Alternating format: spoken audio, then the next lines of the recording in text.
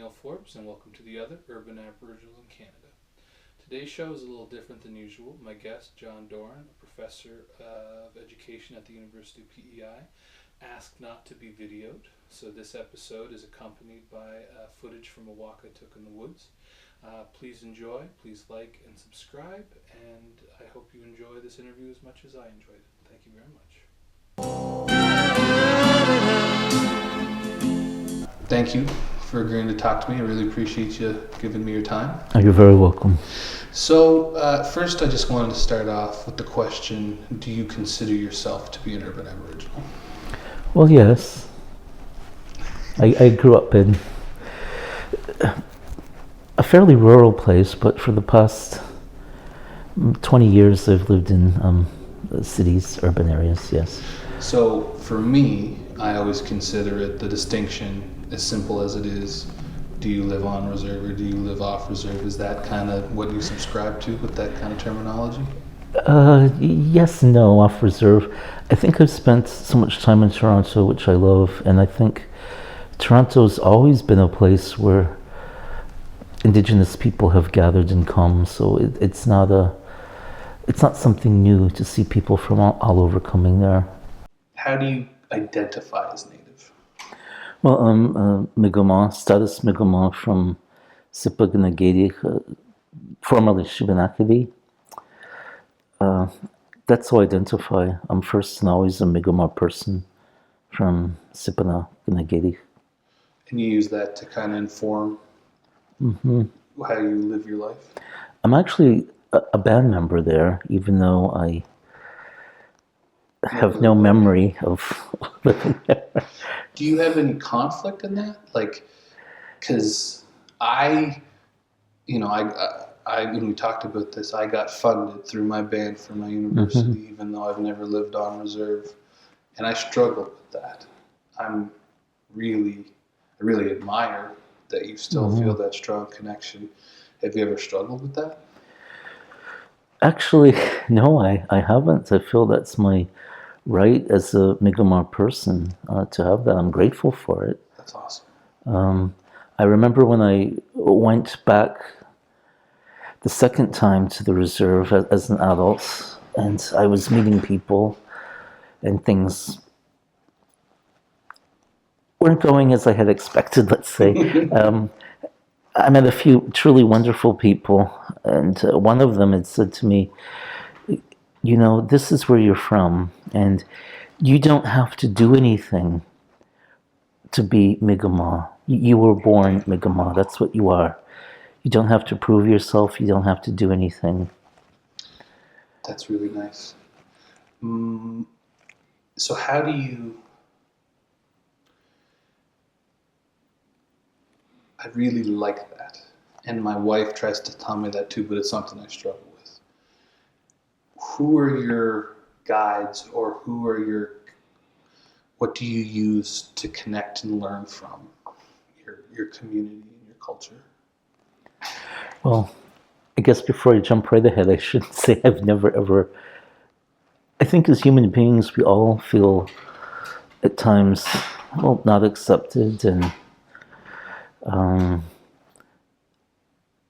we do have these big gaps, and I don't know the people from that community, and they don't know me, and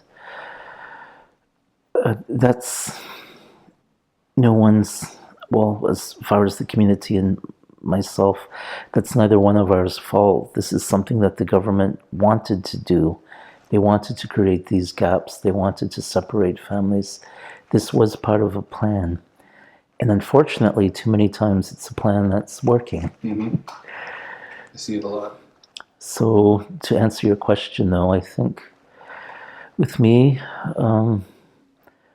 smudging is how I keep in touch. And as I was writing my PhD, I got to a point where I really had to begin that way and keep centering myself. And there were days I didn't, when I got up, and I didn't start that way.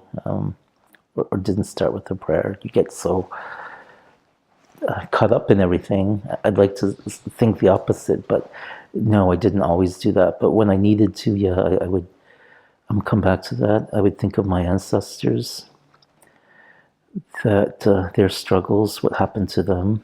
I would think of all of the 60 Scoop children, those that can't find their way home, those who have died, and realize that this work is also, in a broader sense, not just the PhD, the work that we're doing in life is for all of these people. So I think that's what always kept me going and gave me my strength. But we all have our days, certainly. So, in your work at the university and like in your academic writing and in your teaching, how do you, so it's excellent that you have that ability to be mindful, to be present, to feel connected. How do you use that to kind of share your story and your work at the university? Well, I do think there's still a big prejudice on all sides from towards, I should say, urban indigenous people. And that comes from a lack of understanding, again, of this. This is our land. Like, the reserve isn't our land. Yeah. Like, this is our land. I'm in my territory right here in Charlottetown or wherever I am in the country of the Mi'kmaq, that is. When I was in Toronto, of course, I was a visitor, but the people there are actually, probably because it is an urban community, so-called, made me feel very welcome. And again, there's a very long history there of people coming from all over. You know, it's one of the old 5 largest trading grounds in North America. So for a couple of thousand years, there have been people coming from many different nations there. So I like that. And that helped inform me too, as I travel to other areas, that I need to feel comfortable wherever I am. I don't have to be on a reserve to be Mi'kmaq.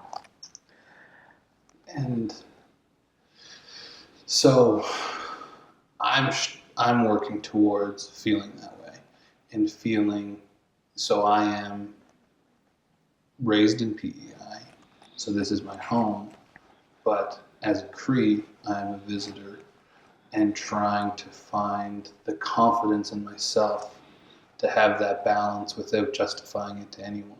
Mm-hmm. Do you find, just to kind of go back to the university question, do you find we're at a good time? Like, are students, our communities more open than they used to be? Or is it the same? Like, is there any headway being made?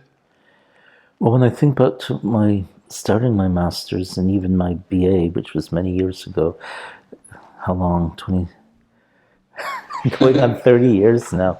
Yeah, my goodness, it's been an incredible difference. Back then, there were just no, like during the 80s, there was no, well, maybe there was somewhere, but my experience wasn't a Native Students Association or Indigenous support for people, or even there were no Indigenous teachers that I was aware of. There were no Indigenous classes. There was nothing like that. I wasn't aware that there were, I don't know if I'm repeating myself, that there were even any other Indigenous students. If they were, they sure kept themselves well hidden, and from me and from everyone else. So I think coming from that climate where, and of course, because I don't appear to what people consider First Nations, people wouldn't believe me when I would tell them I was Native. So it's not like I kept it hidden, but I just, no one wants to be ridiculed or accused of that. And no one's asking either. That's the other thing. That's what I'm really finding in my work and in a few of my projects. We don't want to know. And it's not just about natives, it's about anyone. And then that kind of, the polite way of saying it would be lack of curiosity. The negative would be saying people are scared. That really does put walls up. So you teach the indigenous stream, is that what it's called for the PED at UPEI? Most are non-Aboriginal students, right? That's right. I've met many of the cohorts, and they're great. They're great teachers. They're very excited. They're very keen. They are. That kind of work, that kind of connection, is that what we need, or is it just another good step? I think it's a good step. After the bachelor's, I started a master's in Toronto. And again, in those days, I was not allowed, there was a language requirement for a master's. I was not allowed to use Mi'kmaq as the language requirement. They would actually not accept any Indigenous languages. I actually met a fellow student. He was taking his PhD then. And I met him about 5 years ago after a long, long time. And we just bumped into each other on the street in Toronto.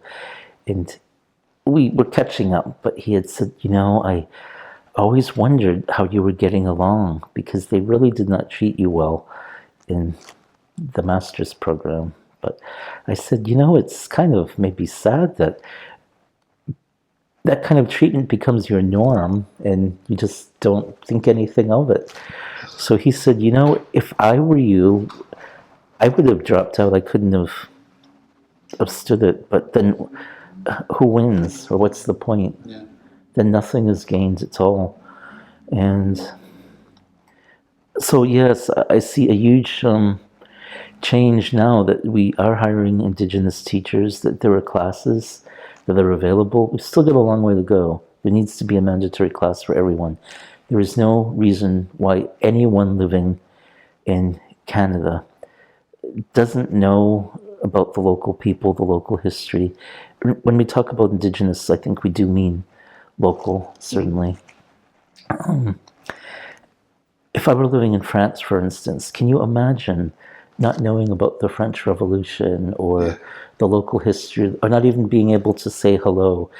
One of the things I like to do when I teach class is to ask people, can anyone say hello in the local language, or thank you, or anything? No one can. It's very rare that very rare. Most classes, nobody can. So that's not acceptable, I think. But at least we are having these classes where we can start discussions. I guess to answer your question, I think it's a good starting place. People are taking these classes. Yeah. I know this sounds cliche, but I really had often wondered that I would ever live to see this day, that there are Indigenous people being hired, that we can teach classes, that there's more appreciation. Again, long way to go, but at least there is more appreciation of the languages. That wouldn't have happened.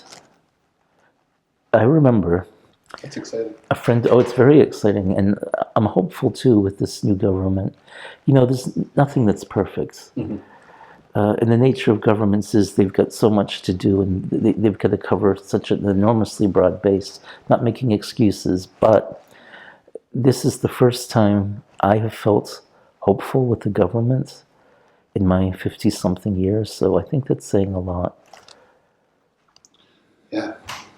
Because it's so being younger,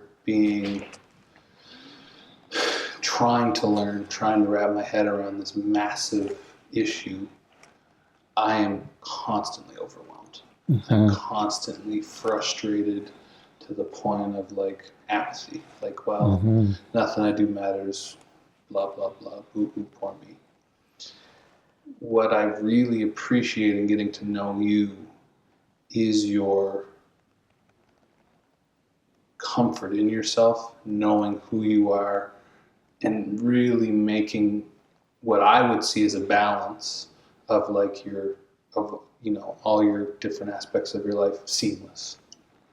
For someone like me who doesn't feel, I'm proud to be Native. I'm proud that I get to be part of these conversations. But what kind of advice would you have for the younger generations who are coming up and struggling with this aspect of their identity? Well, I think it's easy when you're young too. we need to expect change, but sadly, it doesn't always happen as quickly as we want. Mm-hmm. And again, I'm repeating myself, but not making excuses for people. There does need to be a lot of change. But, I lived through the end of the civil rights movement, through segregation and attempts at desegregation. I remember, even though it was against the law in those days, I still remember when there were places where, in the terms that they used then was colored, that's what they said, where colored people would go for restaurants and even stopping at gas stations when you were traveling, being told, oh, that's a colored gas station, like, don't go there. You're going to get, even if you didn't care yourself, the idea was you're going to get the owners in trouble. And the other people will think that they're, who knows what. Like all of these, or restaurants, or I remember very well, it was in all of the papers when in Boston they were trying to desegregate the schools, and the streets were full of people praying, saying, God, don't let this happen, that our children have to go to school with other races. They were shaking the buses with the children in them as if that was going to stop anything. So it's easy to think, I know, and become overwhelmed. And there's a lot to be overwhelmed with. I'm not making light of that. But also, I have seen a very great deal of change, like lots of change. So I know it's possible. It just takes a while. But I know it's possible. So that's what gives me hope. And that's what I would say to young people today. If you think that nothing changes, you need to look more closely at the last 50 years of what's happened here. Like, we've come through a lot. Getting rid of the Indian agents, remember 1969. I could just go on. Even people starting university, that was something most people, when I was born, even though I was not reared on in a First Nations community, that was just something people did not expect to do. They did not expect to go to university. That was just so far out of people's real life. It was more just existing and putting food on the table. So that's something else that's really changed. So there are, I think, a great deal of changes. That's what I would say. Never give up. Look to your past too for some encouragement, because there is quite a lot of encouragement. We have come a long way. I like that. And I think when you haven't lived through it, how would you know it? You don't. When you look around today, the world is a complete mess. I would not want to be a young person today. Yeah. There's just no grounding, it seems. There's too much access to everything. Mm-hmm. Like that's a big part. Like, you can know what's going on, if you want, in urban Aboriginal communities, Mm-hmm. non-reserved communities, the politics of it, the politics of the states. Like, it's very easy to get access to it. Doesn't mean it's the right information. Doesn't mean Mm-hmm. It's going through the right filter. It's overwhelming. I think that's it. Not to say ignorance is bliss. It isn't. But there's just as well, you said it much better than I could. What do you do when you're just bombarded with all of this information, and information that's partly wrong? And I was reading, James Baldwin had an essay about creativity, and I'm going to butcher the quote, but it's just basically, the more you know yourself, the easier it is to get through everything. mm-hmm. And I think that's a big part of the Aboriginal story in Canada, but certainly the urban Aboriginal story of like people not feeling connected, people not. So the more opportunities for people to like talk to one another, be connected, have communities. I know that's been excellent for me. Mm-hmm. So just the last question, for your students, Aboriginal and not Aboriginal, where do you point them? Like, is there authors you like, books you like? Where do you point people with questions? Oh my. Big question. So many books and authors. I usually ask people to first learn about the land that they're on, wherever that is. And these days, I think, speaking of information, after just having finished talking about it being overwhelming, there is a great deal, but there's also a good deal of reliable information, I think.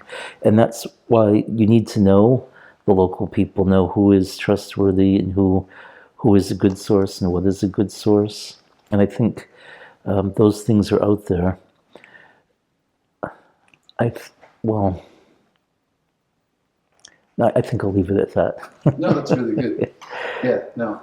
And I think people are, I know I am, very nervous to make those connections, very nervous to ask those questions because you don't want to offend, you don't want to, because it's not a clean process, but you just got to kind of do it and start.